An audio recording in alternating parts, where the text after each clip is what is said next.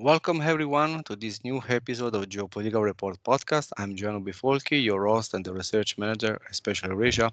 And today we would like to discuss with Cesare Figari Barberis the issues related to the South Caucasus. Hi Cesare, how are you? Hi, Giuliano. I'm good. You? Thanks for inviting me. It's a pleasure to have you here, and I'm pretty fine. So, Cesare is a 50-year PhD student in international relations and political science at the Graduate Institute of Geneva.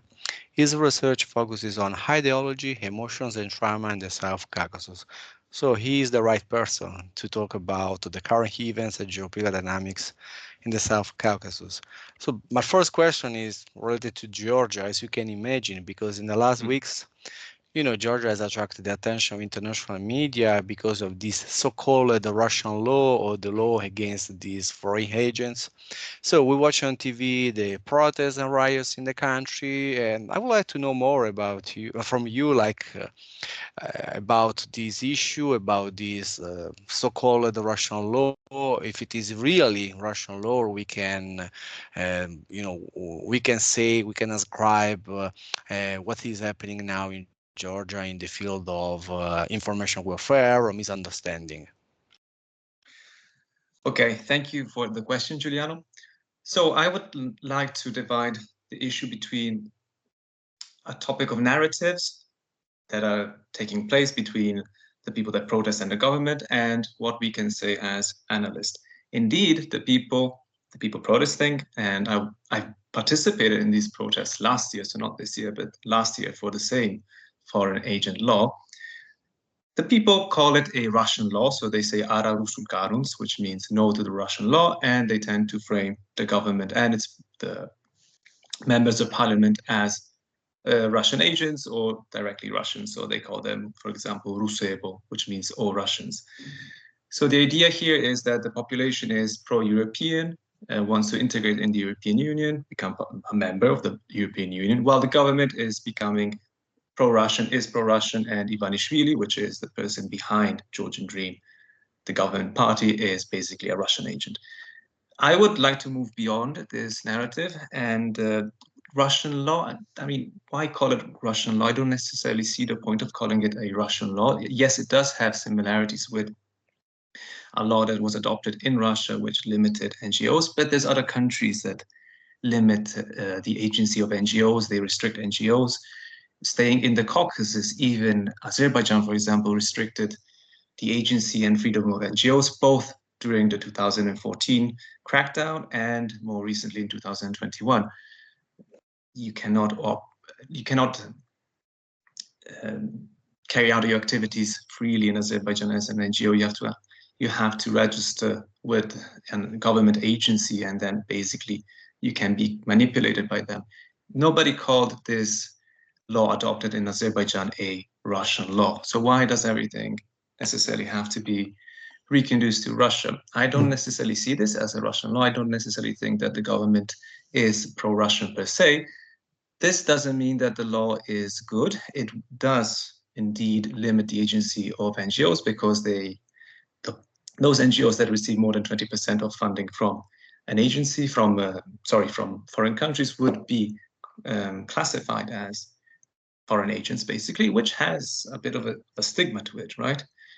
And they would have to be checked by the Ministry of Justice every 6 months. If they do not comply, they would get a big fine. So clearly, in absence of a real political opposition, because the only real political party in opposition to Georgian law, which has some votes, is the United National Movement of Saakashvili, but it's a party that really people do not favor.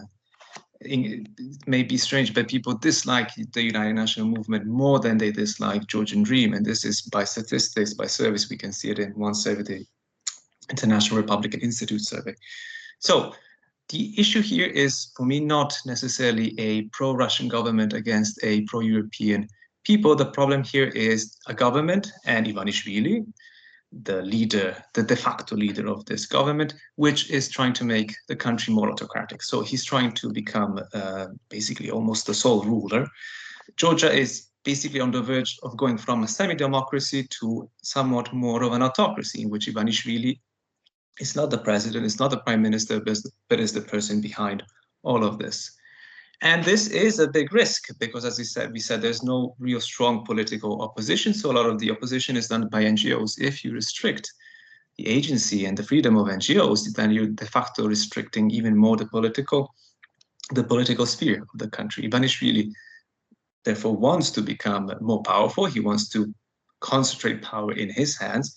And it's no coincidence, this is the last thing I will add, that at the same time, the government not only wants to pass this so-called Russian law or law against NGOs, but they also want to pass a new law which would allow Georgians to bring money from foreign countries, for example, from Cayman Islands and so on, into Georgia with paying little to no taxes and having little to no accountability bringing back this money. Clearly, this is a way of Ivanishvili trying to bring back money from abroad into Georgia and increasing his power. One just needs to look at Ivanishvili's discourse that he made in late April, accusing NGOs, Europe, some LGBTQ people. He kind of also tied LGBTQ people with these NGOs, foreign-funded NGOs, to see how it's a little bit, Ivanishvili is a bit in a conspiracy theory mindset now. And I would concentrate much more on his figure than on Russia. Thanks, Cesare. You provide us an interesting, point of view, also interesting insight regarding the Georgian domestic politics, also the issues related to this law. And so moving from Georgia to neighboring countries, we can talk about, Armenia and Azerbaijan. Recently, you wrote a paper in Italian language, an interesting paper regarding the Nagorno-Karabakh region, which is called from the local Armenians as Artsakh, like from the Azerbaijani authorities, it just called it as Karabakh. So probably I said all the three the first terms that usually people can use. And you wrote this paper regarding the future of the Armenians of the Nagorno-Karabakh. And according to your opinion, also your studies and research, so do you believe that at one point in the future they can go back to their homeland? Or if we look at Baku's domestic policies and strategies, probably this region will lose completely the Armenian population and the vacuum of people will be filled by Azeri people?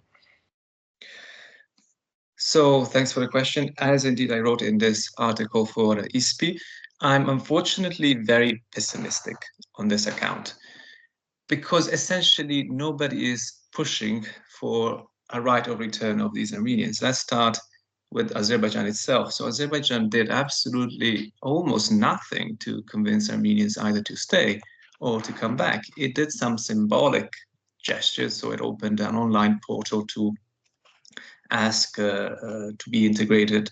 But if you go on this online portal, and I put the link actually in the article for ISPI, there's nothing there. They don't explain anything. And overall, the government never fully said how this integration plan would unfold. At the same time, we see that the government of Azerbaijan has been destroying part of the Armenian cultural historical heritage in Karabakh, both Nagorno-Karabakh and Karabakh. Recently, for example, one of Shushi's churches, an early 19th century church in Shusha, has been completely razed to the ground. Some cemeteries have also been completely razed to the ground. Aliyev has visited some churches, Armenian churches in Hadrut, and said, for example, that these are not really Armenian, they are actually Caucasian Albanian, which according to the Azerbaijani narrative are the true, real, original and indigenous inhabitants of Karabakh. And Armenians only came later in the 19th century and faked. So they falsified the history and basically appropriated this Caucasian Albanian heritage. So everything that is Armenian is actually not Armenian, according to Azerbaijani narrative. And this is also what they study, for example, in school, in history textbook. So all of this narrative and propaganda is what is official, is institutionalized, and is what Azerbaijani kids grow up with and they end up believing. So on the Azerbaijani side, there is absolutely no effort whatsoever to reintegrate these Armenians. They actually keep the hate speech and aggressive rhetoric. On the international actors side, neither the European Union nor the US are pressuring Azerbaijan to allow a reintegration of Armenians. So recently, for example, there was a meeting, an event between Blinken, von der Leyen, and Pashinyan. And good for Armenia, they proposed a package of financial help to Armenia, also to help reintegrate the Armenian refugees. But by reintegrate Armenian refugees, they mean reintegrate in Armenia itself. So they gave money to help support Armenian institutions, to support these refugees, but only to reintegrate in Armenia, not to go back to Azerbaijan. So there's absolutely no pressure from outside major forces like the European Union or the United States. And finally, also Pashinyan has kind of is also pessimistic. He openly said in an interview that he is pessimistic about this, about Armenian refugees from Karabakh going back to Karabakh. Maybe they will be signed, Armenia and Azerbaijan will sign a peace treaty, hopefully this year, we don't know. I'm a bit pessimistic about that. But even if they do sign it, there is no sign that Pashinyan is pressuring Aliyev to include something on possible cultural autonomy, not even political autonomy, but cultural autonomy for Armenians in Karabakh. Pashinyan seems much more focused on what he calls the real Armenia, not the historical Armenia. So he's much more focused on the Armenian state, not on Karabakh Armenians. He wants to protect the Armenian state, its borders, but he seems to have taken off the agenda anything which has to do with the reintegration of Karabakh Armenians in Karabakh proper. So unfortunately, I'm very, very pessimistic about potential coming back of Armenians to Karabakh, and is essentially, for the foreseeable future, the end of this not only century-long, but millennia-long Armenian presence in Karabakh. Thanks, Cesare. So we discussed with you the the current situation in Georgia, also this confrontation between Armenia and Azerbaijan, and we should also remind to our followers and to our listeners that Azerbaijan retake control of the territory of Nagorno-Karabakh thanks to the military power, thanks to conflicts, or at least the 2020 Nagorno-Karabakh conflict and the September 2023 conflict or military operation.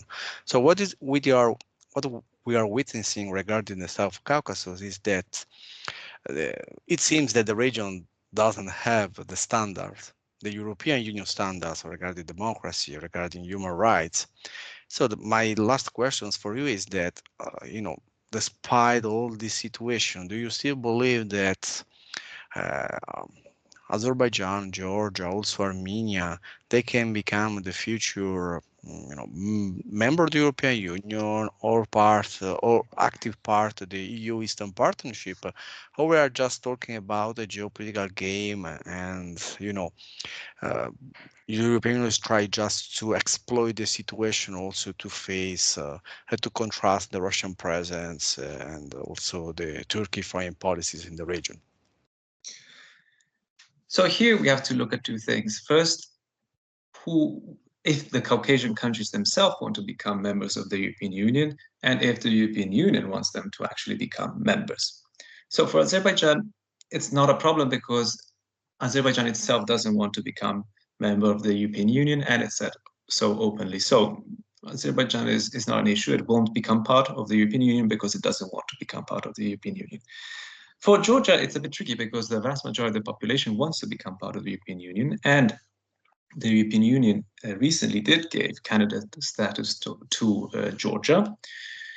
But this NGO law is very tricky because it could indeed jeopardize the path towards the European Union of Georgia, because clearly it's a setback. Like, you go from a semi-democratic country to potentially a more autocratic country. So of course this would jeopardize its European path. However, I would have been a little bit skeptical anyway, even if this law had not been adopted, and even if the Georgian government had been more democratic, more liberal, I would have been anyway skeptical of Georgia joining the European Union, because I don't see any desire by European countries to actually have Georgia in the European Union. I'm a little bit pessimistic here. Let's remind ourselves that Albania, Bosnia, Montenegro are still not part of the European Union now. And these are countries that are geographically within Europe. They're in the Balkans, and these countries are not yet part of the European Union. So imagine faraway Georgia, more far away Georgia, with no geographic continuity, no geographic borders with other European Union countries, being part of the European Union, and it still has territorial issues over South Ossetia and Abkhazia. So I don't see the European Union actually wanting Georgia to become a member. What is tricky here is indeed understanding what is just a narrative. So the Georgians for sure want to become part of the European Union, no doubts about that. But on the European side, where is the narrative? So where is it just are they just selling a dream which they don't actually intend to implement, or are they really serious potentially of having Georgia in the European Union? I'm a little bit pessimistic here. I don't think that Georgia has any chance. Without Turkey in the European Union, I think their chances are almost zero. But why Turkey? Because with Turkey, you would have had a geographic contiguity. So Turkey in the European Union, at that point, you can also have Georgia and Armenia because you have a geographical contiguity. Without Turkey, I don't see Georgia joining the European Union. I hope I'm wrong, but I'm a bit pessimistic. And anyway, this NGO law, I wouldn't say it will destroy the potential of joining the European Union, but it will destroy the dream, at least the dream of joining the European Union. As regards to Armenia now, Pashinyan is a bit more open to the idea, but we have again the exact identical problems. How can you have Armenia, which has no border with any other European country except Georgia, if it did join the European Union? It's small. It's a small country. It's poor. Like, I don't see any incentive for European countries to have the Caucasus countries join. The European Union is already quite difficult to handle and to maneuver as it is. So why make the situation more complicated? They don't even have, as we said, Albania, Montenegro, and Bosnia in the European Union. The Caucasus would come only later. So I'm overall a bit pessimistic simply because I don't see the incentive, I don't see the desire on the side of the European Union. For sure, in Georgia, partially in Armenia, there is a desire, but I don't see this desire on the European side. Thanks, Cesare, to share with us your ideas. I can agree with you when you say that it will be really hard to see at least Georgia or Armenia part of the European Union or closer to the European Union for several reasons that you explained. So thanks again, Cesare, to be with us, to be our guest, and to describe the situation in the South Caucasus. And thanks to our listener, our follower, and I will remind you to follow us, to follow SpecialEurasia, to stay in touch with us. And see you next time to Geopolitical Report podcast. Bye-bye. Thank you for inviting me, Giuliano. Bye-bye.